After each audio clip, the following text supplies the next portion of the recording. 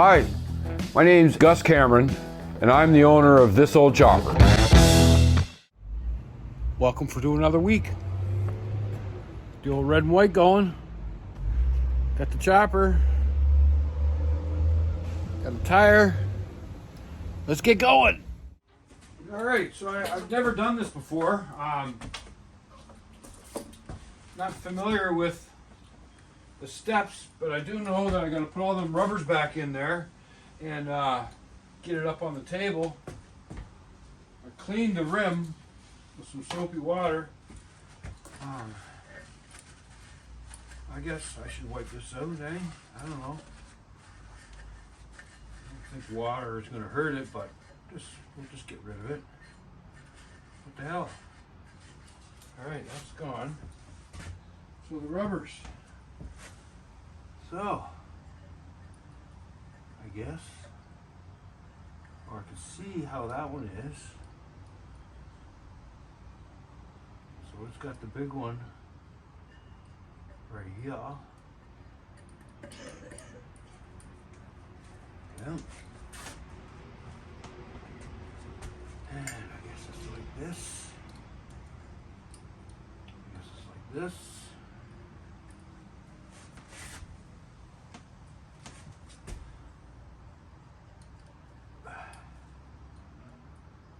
Sure, somebody will tell me if I'm doing it wrong, but I can see where they were before. It's dirty there and it's clean there, so the big one goes there. So it goes like that. Right, get rid of this. All right, so up on the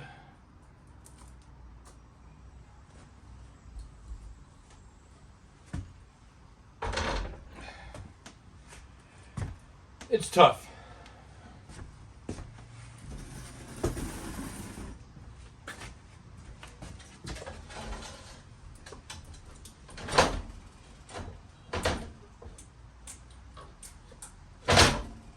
Okay. Back up this 2x4.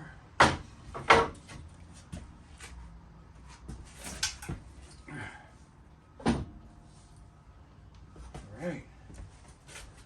So the pulley is here. Pulley? I should clean that, shouldn't I? Might as well. Clean the part we can see.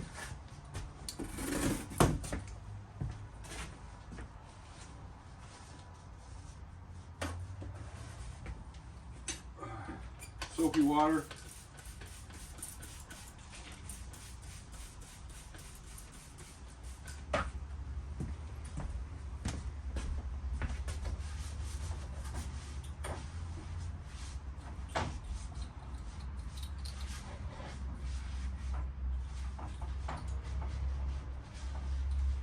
What the hell? Didn't make a whole bunch of difference, but anyways, good to go. So this goes in here.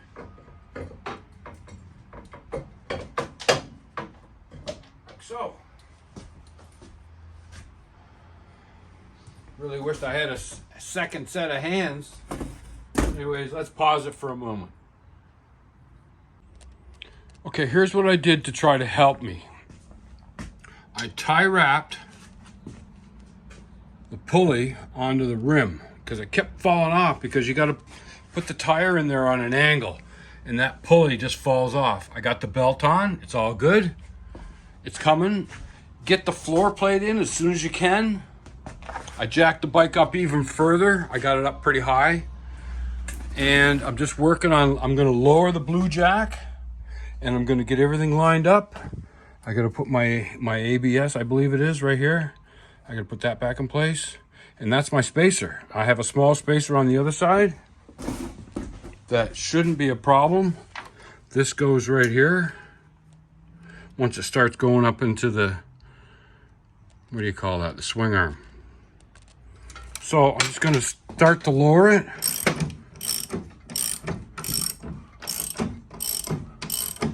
I spread my brake pads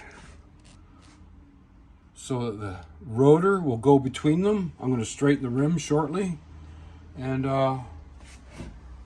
we'll just see how it's gonna go. I might be able to get it. Okay, so here we go. So we got these adjusters, and they're kind of an oblong washer. This one's welded to this nut, and the other side has a flat spot on the threads where the corresponding washer fits on in the exact same clocked position. Exact same clocked. I marked it where this square is. So that's where I'm putting it back to. So I got the nut on, it's tight. It's not tight, it's finger tight.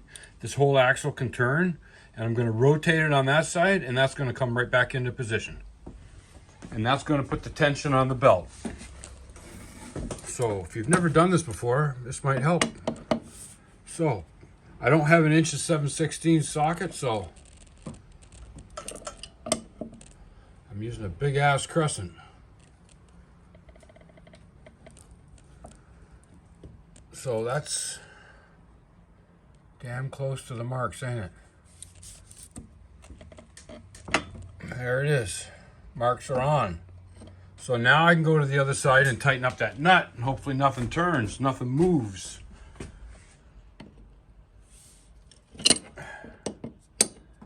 Yeah, I know I'm using it wrong, but I'll go underneath and give it a good torque. So that looks damn good.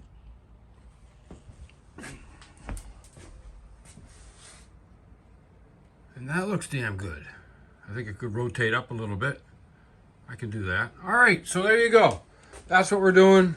I'll put the bars back on, these bars that hold the saddlebags, and get everything bolted back together, and we'll be on the road. You know, I dropped the tire off this morning at 20 to 10, and I got a call at 12:15 it was ready. He told me a day or two he'll fit it in as he can. That's awesome. That's totally awesome. I like the service at Halifax Motorsports. Okay. What a beautiful day. Here I am in Dartmouth, getting a credit because they took tolls off the bridge. I never thought I'd see that in my life. Anyways, I'm on the chopper, and I see it's a pretty cool looking little shot, so I just want to flip it around and show you. Hang on a sec. Yep, there it is. Looks good, eh? Just at my Stoker gather round that we organized every month. Getting to see some of the old stokers, marine engineers, and it's good for the head, hanging out with the fellas, telling stories, telling lies. But there you go, there's the chop.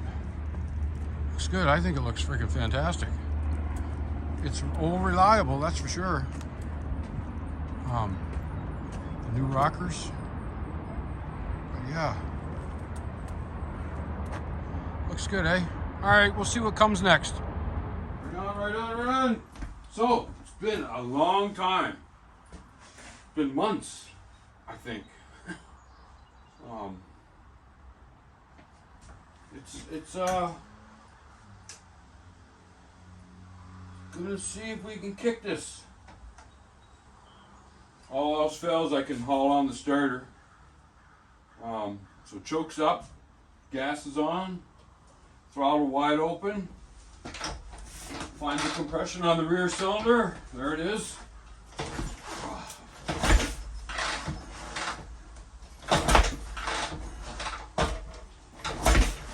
Well, that's free. Let's turn the key on. Gas is still on. Choke is still on. Let's see what happens.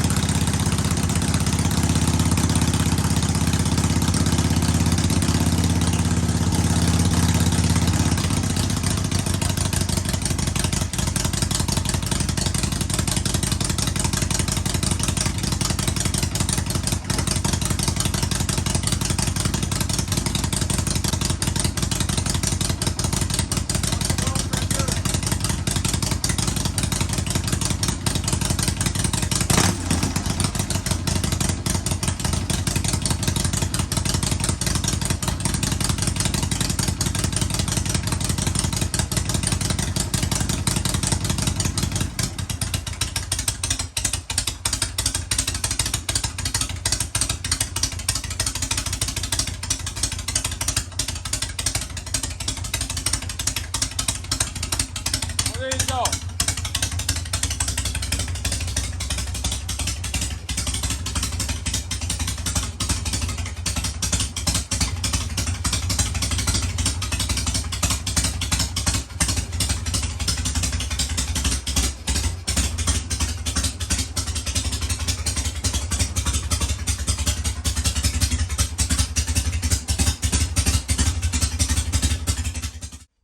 Well, ain't that awesome?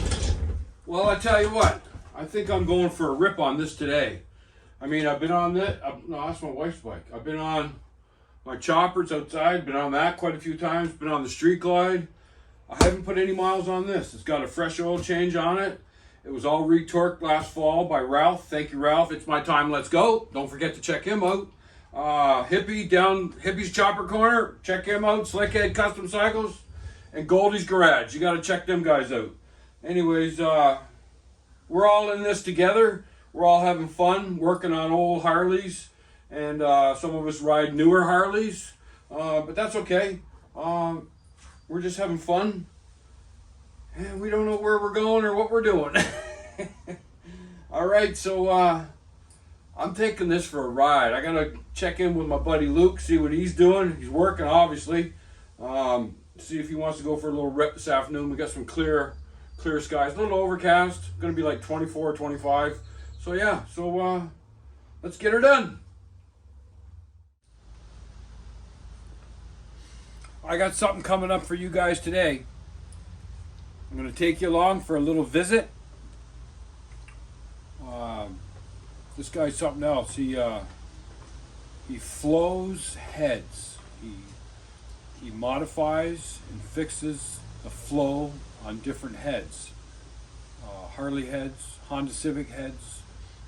He's quite a machinist. Very smart, and it's my pleasure to go visit him. So stay tuned. Hopefully that happens today.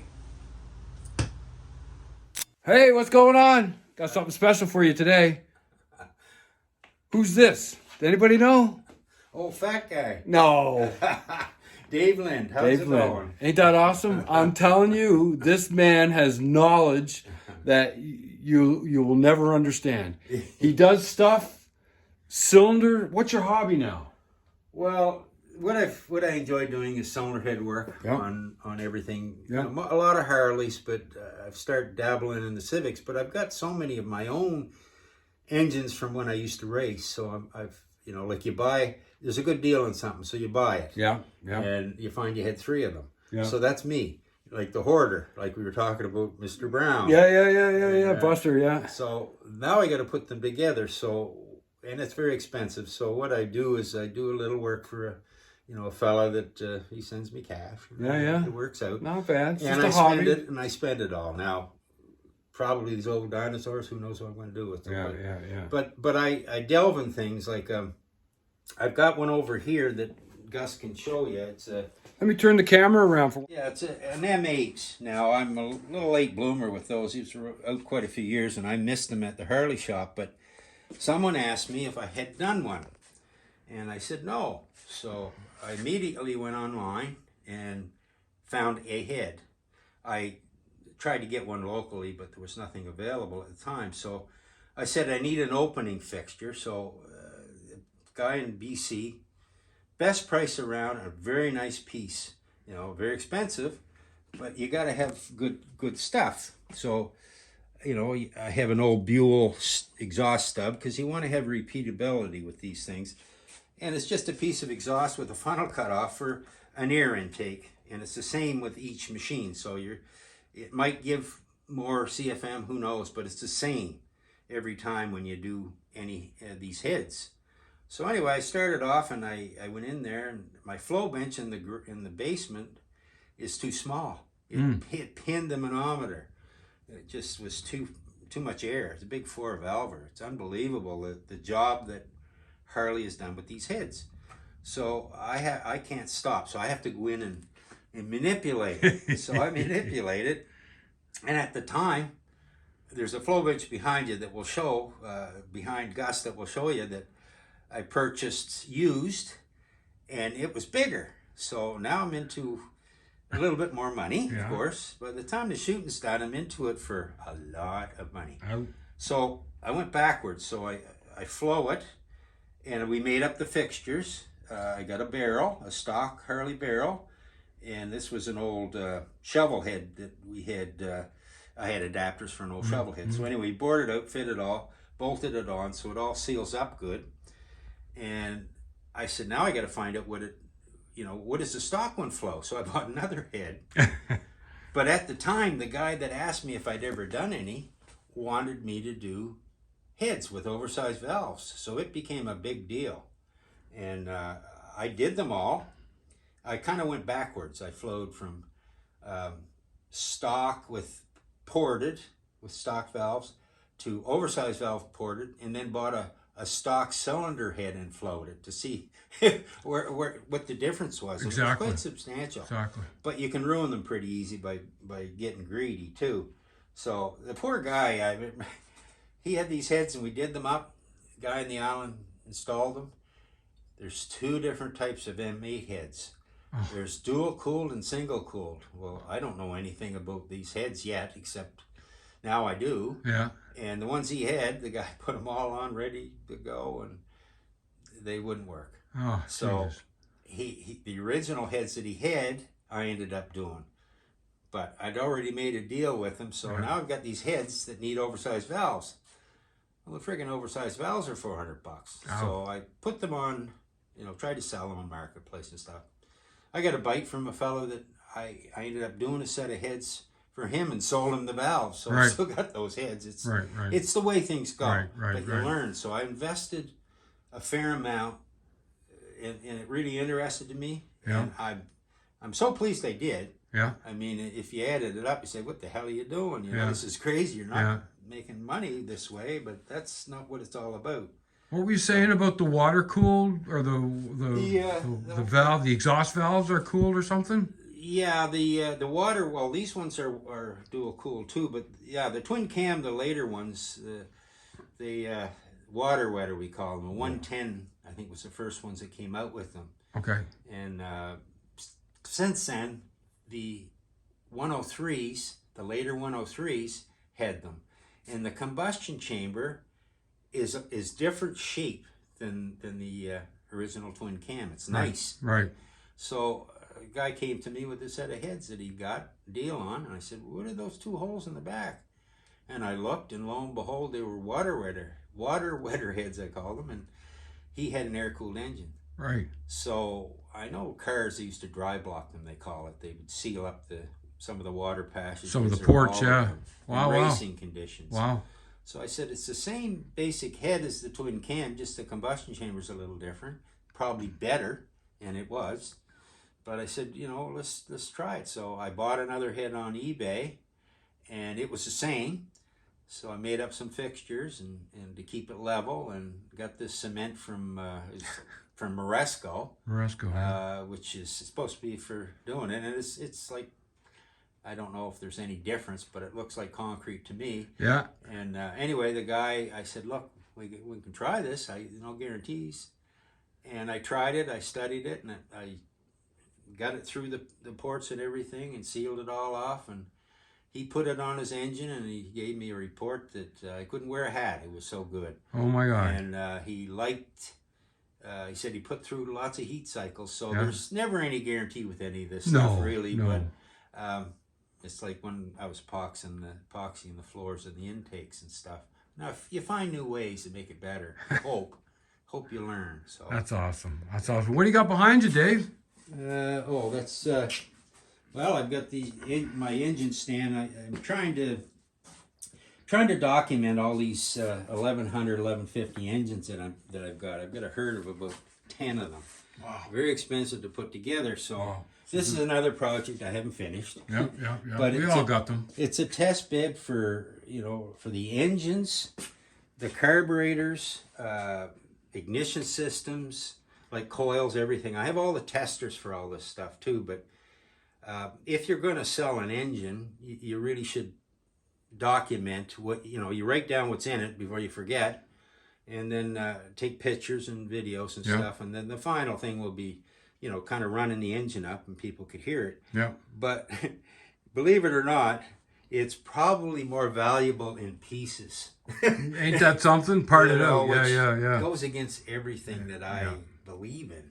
I know. I mean, I know. the It doesn't make. crankcases in these things. Sorry, guys. That's The all right. crankcases in these things are, you know, they can go from $1,100, $1,500 US because you can't get them anymore. Jeez. You know, and then you've got to modify them to for big. I have big blocks that go in them, so you have to bore out the spigot holes. And, you know, I drill holes and modify things to try and epoxy them inside for strength and stuff. Cool. So there's a lot to them. But this is sort of what I've come up with. This is your hobby. Yeah. Yeah. Now let's see the other side. And I've even gone as far as I've got a wideband commander, which maybe I can document a little bit of the air fuel, even though it's carbureted. It's got electron carbs. Yeah. And I've got a poor man's crankcase ventilation system like they have in cars. Now they run big vacuum pumps, and I have those too. But an O2 sensor, we welded a bung in and plugged that up to the wideband. Then we've got different ignition controllers I have, and then I can. A lot of these engines will be electric start, and a lot will be remote start. So, just being able to test a test bed for engines and electronics and carburation.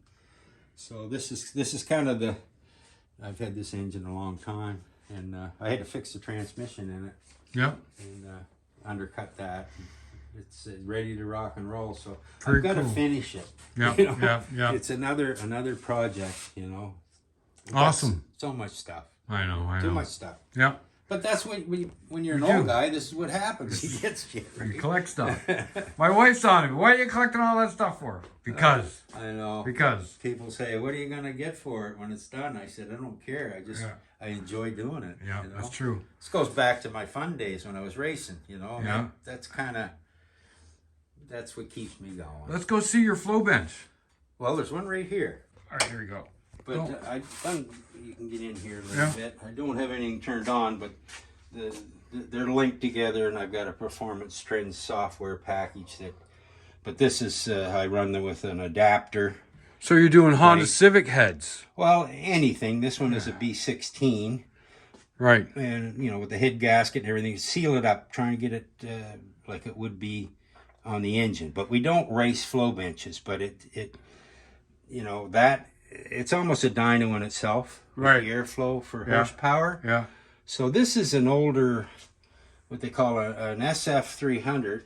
They don't sell them anymore, but it will flow up to 399 CFM, which it's at what they call 25 inches of water, which is like a red fluid like this. Yeah.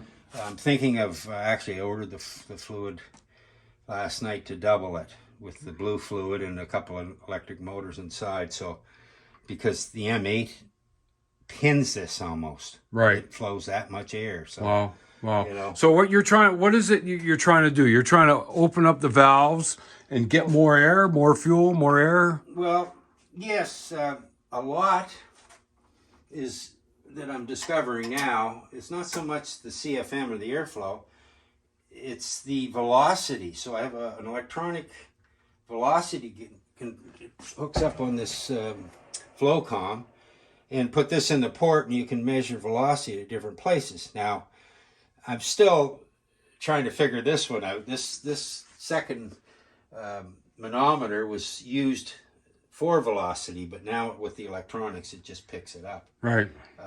So it's not so much about making it bigger. Actually, you can run a lot of air through a trash can. So, you know, really. So I think it's to get it through there. So we've discovered raising the roof. All the new heads are almost perfect. Right. So sometimes you can mess them up. Right. So there's new ways of porting and everything else. The rough finish on the intakes took me a while to buy into that one. But the valve job, everything happens, I would say, a half an inch above and below the valve seat itself. So, but there's other things you can do. Full race, you know, it's wide open. They bore the seats right out to the edge. But a lot of the heads are like that now. I like to get as many valve angles as I can in there. Like you've got the valves at a 45, the seats at a 45, the cut below the valve is a 60, and the cut above the valve is usually a 30. Jeez. But on the intake, a 15 seems to work. So if you can, and a 75 below the 60, so you got 75, 60, 45, 30, 15. And then you've got a 45 on the valve, and I've got an old valve grinder over there that you can back cut the valve at a 30, so you have 7 angles. Which, you know, I mean, it's the same angle in one of them, but you got to have it sealing upright. Gosh. And the width and the you know, the shape of around the valve itself. You want to get air in there smoothly. You know, you know. It's and we're still learning. Like I told you before, it's probably 100 years ago. The English all knew this stuff, and you know, we'll die not knowing. But it's fun finding out. So, you know, I could come out of the basement insane the first few years and give the head to somebody, and they put it on their bike and they get a bad chain, or the cam timing isn't right. Right. So there are lots of eggs that can be thrown in your face needlessly, but I always enjoy trying to teach. And make it better. Yeah, you know, and that's the way all the shops should be. You know, there's enough for everybody. Just help each other and make it better. Take everybody to the next level. That's good. That's a good way to be, Dave. That's a good way to be. But you can be so honest, you're poor. What do we got here? Oh, that's my Dinah. When the wife and I went out, and one year I bought a demo, and I said to her, that's nice. A little cash flow happening, so I had a dyno business, and so we got a good deal at work in a trade-in, and so I've got different seats and things for it, you know. Seats would come in that were leaking, so they're going to throw them out, so I'd seal them up. So, but now I'm an old guy, so I need a big ass seat. Comfy. The Sunstar stuff and the backrest, and you know, the roll bar on the front of different winds, all different. If I want to ride it all year, I've got the Screaming Eagle mufflers. I never put on. I have the big bore, and I can do the heads. I have bigger valves and stuff. But a little story I got to tell you about the mufflers. Okay. I had a customer I did a job for years ago. He was going in for back surgery. Nobody could help him with the tuning of his bike. So we did this bike up. It really didn't make any more horsepower or torque, but it smoothed it all out, and it worked great. So the guy bought me a bottle of rum, and I said, "Oh, that's nice." Brought it into the shop. Now that spring, his wife said, "No, I don't like that. It's too loud." Oh. You know, too loud. So he went back to the stock head pipes and the Screaming Eagle 2 mufflers, I believe. Well, he picked up 10 horsepower in the first pull, and after we were finished, it was 15 horsepower, 15 foot-pounds of torque.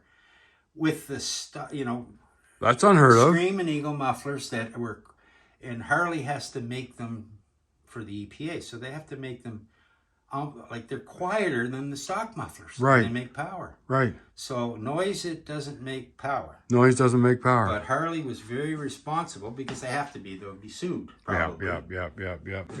Anyway, just a little story. That's funny, eh? At work, of course, we're mechanics, and the guys would drive by and they'd buzz us, right? Rev it up, and then, you know, say, "Hey, I want to keep my hearing," you know. So we all had stock mufflers and stuff. There was nothing loud, like, you know, you do it at the racetrack. You got a race bike, right? Sure. But it's a different deal when you're a mechanic. You sort of, and you like people. Guy has a scooter. Hey, he's a biker. He's got 2 wheels. Just the way our shop was at the time in Privateers. It was awesome. You know, I don't know what it's like now. I haven't been in for a long time, but and everybody's pretty well left. You know? Yeah, all the guys are left. You know, or you get retired and on to other things. Yeah, you know? it's true. It's true. You know? And under the tarp is a V8 Vega. Oh, yeah. Yes, we have a... I don't know. It's a little bit more than I probably would have done at the time. But it's a 383 stroker with a... Ain't that something? Got something on there. With roller roller everything, roller tail, roller rockers, Nice. headers. Look at that front end. That's a Vega for you. Yeah. 74. I got it from a chap in New Brunswick, Minto. He and his dad, he had a Cosworth Vega, which was really cool, 4-cylinder, 16 valver. Yeah. And his son, when he's 16, had a V8 Vega, and then they had this one. Yeah. It's full roll cage, tub, 9-inch Ford rear end, done. So it's not street legal. Well, I'm trying to make it street So legal. it could be, yeah, because yeah. they threw everything away. It's gone through a few hands. Right, sure. So you learn. So Yeah. I found just about everything that I need except money. Exactly. And after a while, you say, and then to crawl under it. I'm old now; it's getting difficult. Yeah. But it's everything I wanted. I like rough, but I'd like to take it out to the car shows. But I said, I'm not. It's old school. This is what we grew up in. These things. These know. would pull into the A&W and stuff. Everything is so perfect at these. And I said, I pull up and then Oh and no, I'm you got afraid no. The cops are gonna get Yeah. me, and No. I'm still living those years, right? You'd have people drooling over this thing, for sure. And it's got the, like the guy was a welder, so it's got the full, Full cage. full cage, and Nice. and I added a Nice. few things to the dash to try and get it Yeah. a little better. Yeah. I took the big tack off and put one in the dash, so Yeah. it didn't look like, big race car. Cool. Although up here, it's got to be probably the Tack first thing on. they Oh see yeah, is big snorkel on it. snorkels, Yeah, So, yeah. I was trying to find another hood. I paranoid with it, right? Anyways. It's got the, the 15-inch wheels. Yeah. It's a 9-inch Ford, and I said, I should have a 12-bolt Chevy, but Yeah. anyway, they tuck in there. Nice tubs. Yeah. It's fairly good shape, like it's pretty solid. Oops. So I'm pleased with it, but Wow. like everything, I got too many projects. So Yeah, I hear you. built an exhaust for it. Yeah. And crawled under it. And it took it all apart. It had no emergency brakes. I said, "What do? You want to stop? You need an emergency brake." Yeah. Well, it was a race car. I didn't care about that. So Yeah. it's got the nice axles in it. So what I Yeah. did was I looked at it, and the backing plates run backwards. So I want to put an emergency brake on it. I got to take. So I took it all apart, and I said, "Now what have I got? There's no hardware in there." And they make so many different Fords, so you study it all. Yeah. And then you find out what you got and try and write it down so you remember. Yeah. So GM, that Rock Auto was great. Oh, aren't they? The GM cables fit right onto into the Ford Nice. backing Nice. plates. Nice. So that all worked out good. So but the front end now they do another exchange for 15-inch wheels with better brakes and stuff. But I ran these with stock Vega brakes. Yeah. Because with the big drums on the back of this, you Yeah. can put a proportioning valve in there to Yes. get your brakes, but it's all probably in the rear. Yeah. At the time, all I had was Vega, Yeah. rear ends Yeah. and Vega Yeah. stuff on it. They Yeah. work great for me. Yeah. you know. Yeah. Anybody down in Kentville you want to say hi to? Oh, yes. Jeez. Yes, my buddy. Your buddy Ralph. Ralphie Armstrong. Yeah. He's the man. Yeah. I stopped out here to meet Dave and pick up some heads for Ralph, I think. Yes. That we are have going that way. Some new Sportster heads. I'm never going to finish them. It's too Yeah. bad because Yeah. they would have been, they're already cut for oversize. And Nice. I did some studying. 3 different types of Sportsters in the new bunch. And Oh, is there? the old ones, you could bore them. They're 883. Yeah. 1/4-inch liners. You bore them to 1200. And the next generation, you could almost do the same thing. But now they make them so you got to buy New cylinders. jugs. Yeah. You can't bore them out, Yeah, which yeah, is yeah. it's cheap enough now the way they make things. I got an 883 that's bored out to 12. Yeah. Yeah. And it's great. Works It's fine. like- Works fine. oh yeah. But I wanted to match it with the valves, and the last generation valves are almost as big as the new twin cam valves. Right. So it, I've had these for a long time. They were brand new takeoffs. Yeah. So I machined them, but I didn't go any further because the valves I think were a little longer. Okay. So there's more homework that I have to do because I don't want to sell them if I sell them to somebody and it's the geometry isn't right. And some Right. hits, So. All right, so I'm going to cut it off here, and I'll just flip it around. All right, so let's change hands. We'll get that hand out of there. Let's hold it like that. Show you the basement if you want. No, it's a bit much. Thank you. You're welcome, pal. Thank you. Nice to meet you. Yeah, and nice nice to talk about your dad and Yeah. your family. Yeah. Scottish background. Yeah, same as me. yourself. It's very interesting. I got a bad angle. Yeah, Anyways. my cousin's over there, probably like yourself. Yeah, no doubt. It's awesome. No doubt. You know? Anyways, thank you so much. You're And quite welcome. we'll I'm get glad this you up on dropped my in. channel a little later on. All right, folks. See you later, guys. Thanks. So what do you think about that? That's something else. What do I got? I got my old first version of this old chopper t-shirt on. Cool. So yeah, nice visit with Dave today. Very informative. He knows a lot of important people in the chopper and motorcycle industry. Good guy. It was really nice to meet him. When I had a problem with my chopper, when I put this together, I had an oil problem. I didn't have any oil to the top end of the engine. It was all rattly in the top, and I had no oil pressure. And I didn't know what. I reached out to Dave, and I explained my symptoms and what was going on. He was trying to help me. There could be a majority of different things, but I do remember having a good conversation with Dave when I had a problem with this. As it turned out, I had the wrong gasket on the cam cover. It was blocking one of the oil ports that sends oil to the top. So I had the wrong gasket, wrong year gasket. I don't know if I messed it up or JP Cycle sent me the wrong one. I don't know. Anyways, we found it, thank goodness. I punched a hole in the gasket. Now I got all kinds of oil pressure. So yeah, sorry I haven't been doing a lot of videos. I got nothing to do. I'm not building anything. The Honda. I got coils for the Honda. It's over there, and this is my work area. So I don't want to be pushing bikes around every day trying to work on stuff. I suppose I might take those coils off and maybe take them out to Dave and see if the coils are working right. I know there's a test you can do on them. I tried to Google it and do it. I can get the primary ohms measured, but I can't get the high output ohms measured.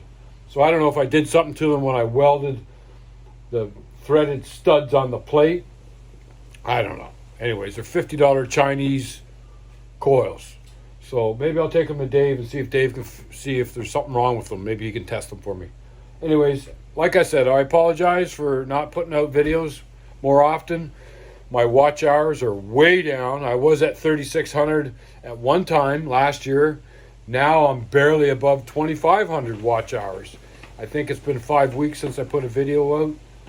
Yeah. I don't know. Get back into it, I guess. It doesn't mean anything to me to become monetized. Doesn't mean a damn thing to me. All I'm trying to do is encourage people to get out and wrench, because it's good for your head. Believe me, it is good for you. All right, so like I always say, check on a buddy, check on a brother, sister, family, whatever. And we'll see you next week. Now!